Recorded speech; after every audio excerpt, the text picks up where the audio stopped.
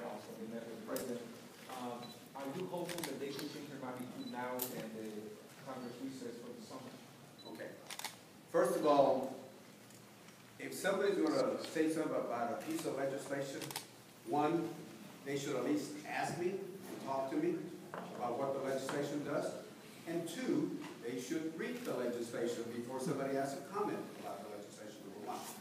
Number two, when we met with the Hispanic caucus and the president, and I got my own personal journal there that I took out, the Hispanic caucus asked the president to do refugees for everybody. Okay? And the president said, and I'll repeat myself, I wake up with bad news every day, all across the world. All kids across the world are equal under my eyes and under God's eyes, just like my two girls. Just the president said that, and I happen to have two girls also myself. And he said, but I'm still president of the United States that has certain borders, so we have to have an orderly system. And the president basically said, when he was asked about the refugees, he said, I cannot go there. Okay? What the Hispanic caucus asked. And he also said, I'm asking for $3.7 billion. So next year, if I ask for $4 or $5 billion because they're still coming in, what am I supposed to do? Take money from the Latinos, this is what he said, from the Latinos in Chicago, where he's from? What am I supposed to do if we have to get those monies? So bottom line is, when we met with the president, and there's a newspaper article that I asked you to look at the same time, Secretary Johnson and Secretary Burwell, Sylvia, they took off to go brief the Senate. And if you look at what Senator Parker said, he basically, they were saying, we want policy changes and we need funding. And even Senator Parker, according to the paper, said, he says, I think we need to have both. So while he was talking to the Hispanic caucus, that's what was happening. Finally, Secretary Johnson of Homeland, when he met with the Blue Dogs, and remember they said I was a Blue Dog, yes I am a Blue Dog, también hablo español también. He said, I gave him the legislation, I haven't read it, but from what you're telling me, in front of the Blue Dogs, he said, we're on the same page, we're on the same page. This morning, without mentioning anybody, they called me up and they said, we like the legislation, we might have to do a lower adjustment, but by the way, we need some ICE fellows, ICE people, so they can go up there and fight the drug cartels. Because of the prostitution, the human trafficking, this is ICE. Well, I shouldn't say what it is. They wanted ICE money to go down there. So I just want to make sure that everybody has to make the decisions. And finally, look at the hard part that we have to do. We get criticized for being in the middle. On one side, you have some conservatives on the House side. I want to speak to the Senate. They're saying, we just want the policy change, not a single penny. There's a crisis here, a humanitarian crisis. On the other side, we have some folks. On the other side, they're saying, we don't want a policy change, we just want money. That's it. We feel that we ought to have a combination of both policy changes and this, and the money. But if there's some suggestions, we'll take suggestions how to fix it. How confident are you that you're going to get the votes for this proposal? And what would happen if you don't get the votes? What would be the worst case scenario or your plan? If you can also respond to that in Spanish. The worst case scenario is doing nothing, because what will happen is the cartels that are smuggling these children from Central America will continue to make money, and while they're en route from Guatemala, Honduras, and other Central American countries to Mission, Texas, they are at risk of being kidnapped, held for ransom, sexually assaulted, killed. This is very, very dangerous. So the risk of doing nothing is that will continue. If we're successful, and I'm still hopeful we will, we have a couple of weeks here before the August congressional recess, I'm hopeful that the House will do exactly what Henry said. They will take this legislation that we have offered as a proposal, the Humane Act, add that to the additional money which we definitely need in order to serve resources here to deal with this current crisis. And that will go a long way to helping address this temporary crisis. Hopefully those numbers will start coming down, and we will then be returned to a more orderly, humane process. We still have a lot of work to do. We still need to fix our broken immigration system. I'm committed to doing that. Henry and I will work together to do that next year. But we need to stop the immediate crisis as soon as possible. Congresista, nada más una pregunta en español, por favor. ¿Cuánto tiempo les tomaría poder resolver esta situación? Tenemos 2 meses con esta crisis. Esta ley, en caso de ser aprobada, ¿cuánto tiempo les tomaría que solucionara realmente la crisis y que entrara en vigor? Bueno, el crisis no comenzó hace 2 meses. Lo más fuerte. Si miramos los números, la administración sabía lo que estaba pasando por más de un año. Es que el crisis no comenzó hace poco, ya estaba pasando, los números estaban pasando. Salieron unas fotos, como ustedes saben, y en unas semanas cambió todo, totalmente todo. Pero lo que necesitamos que hacer es, necesitamos unos dólares y necesitamos que cambiar la póliza, porque si nomás ponemos los dólares como las personas van así llegando. Y los carteles saben exactamente lo que está pasando. Dicen, mira, no cambiamos la ley. Si te vienes con un niño, o viene un niño solo, te vas a quedar. Y el proceso el resultado es que se están quedando. Tenemos unas 2 semanas para hallar una solución. Y va a estar difícil. Lo voy a decir, está difícil.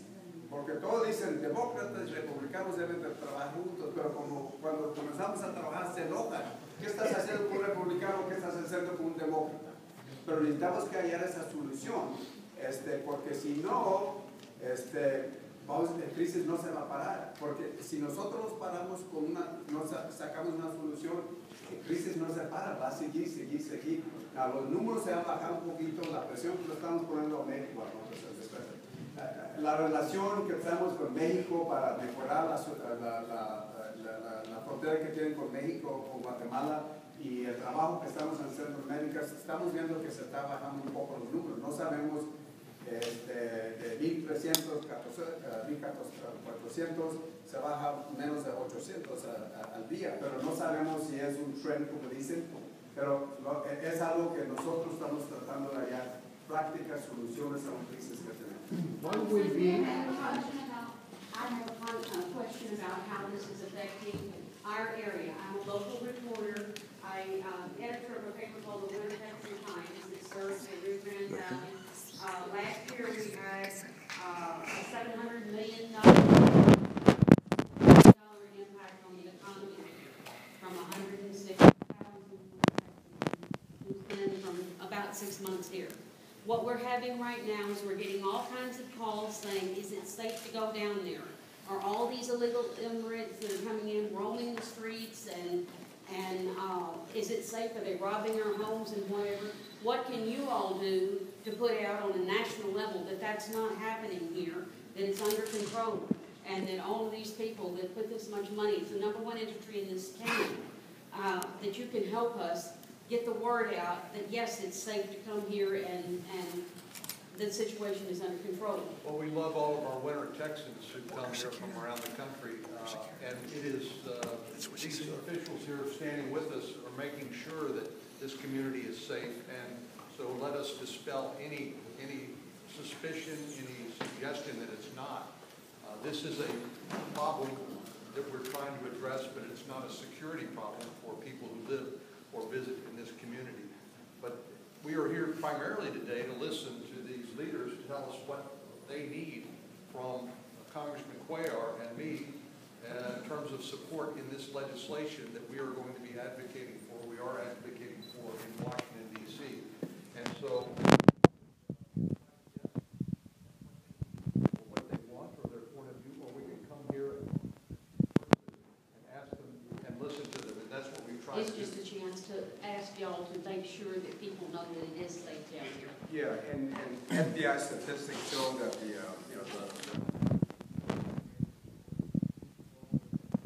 national, here in the valley, the murders for 100,000 is lower than where we work in Washington, D.C., and they...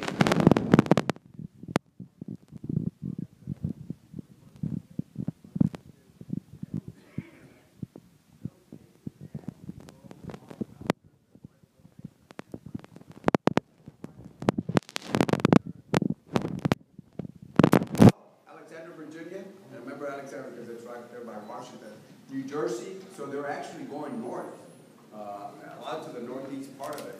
So I understand because we don't want to show that there's a humanitarian crisis, but at the same time, I get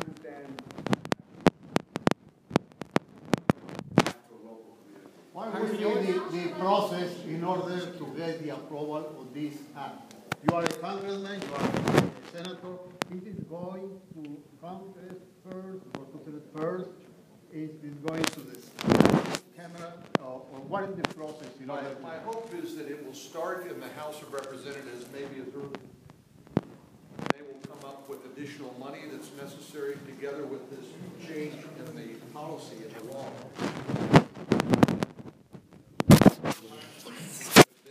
Then it's up to Senator Reid, the majority leader in the Senate, as to whether he will take that piece of legislation up or he will try to change it. My hope is that we can do the sensible thing, and we can provide the additional funds and the policy changes that are necessary to address this immediate crisis. We have a lot more work to do. This won't solve all problems, but this will be a solution to this immediate crisis. We can do it in the next 2 weeks. Next, we'll go to you. Next week, the House should consider a piece of legislation that has money and has some policy changes. I assume right now, from what I've been told, the policy changes will probably mirror what both the senator and I are doing. Pretty much. I don't know if they're going to add anything else, but that's what I've been told. The money part of it will come in 3 buckets. The first bucket will be what I call the reprogramming monies, and they already did $62 million. I think it might be higher than that. $62 million for Plan Merida, or the southern border of Mexico with Guatemala. A little bit over $9 million for the Central American countries, but I think it should be more. And then the second bucket is going to be the 2015 appropriations, which is the one we've been working on right now. So that'll be another bucket of money. And then the third bucket of money is going to be the emergency bill. Now, I can tell you right now, some people will say, oh, the president got only $1.5 billion out of 3.7. But if we look at the 3 buckets, I think it's going to be pretty close to the 3.7 if you look at the 3 buckets. If you look at just the emergency, remember, the emergency, Senator, as we both know, is only money for right now. And then the regular, to the December, and then the appropriation process comes in, the regular appropriation money. So that's why it's only a shorter amount for that. As part of the voluntary return aspect of the legislation, what in the bill will address the fact that these kids are coached by very sophisticated smugglers? And I know many from Central America are told what to say when they're apprehended. What's to prevent someone from lying, saying they're actually from Mexico, to be deported just across the border and not try to come back again the following day? Well, there's nothing to prevent these people from lying, but they will have to present their claim on a timely basis based on our legislation to somebody who's a trained professional who I think will be in the best position to determine whether these claims are believable or credible or not. But that's the process. There's nothing our proposal does to change that, but this is a phenomenon that we know already exists. There are people in detention facilities that say, if you say this, you'll get to stay. If you say that, you won't. And they learn. But the professionals that we have as immigration judges and border control and others, I think we're in the best position to make those decisions. We don't change.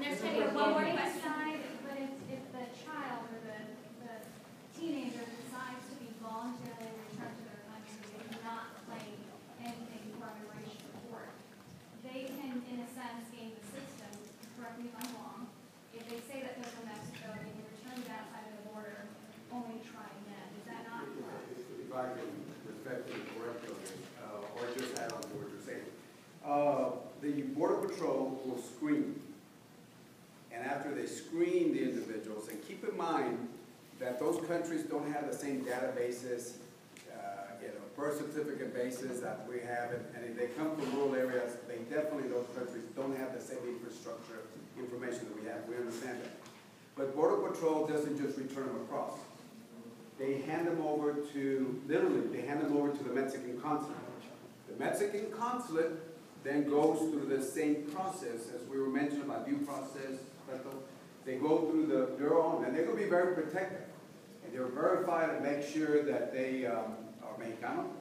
And if it's Honduras, then the consulate from Honduras will do the same thing. And then the other thing is they'll make sure they put them in the right hands.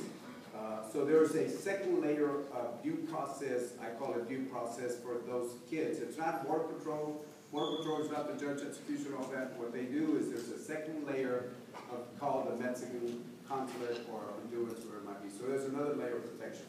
Thank you very much. Thank you. Thank you so much. Thanks, Pedro.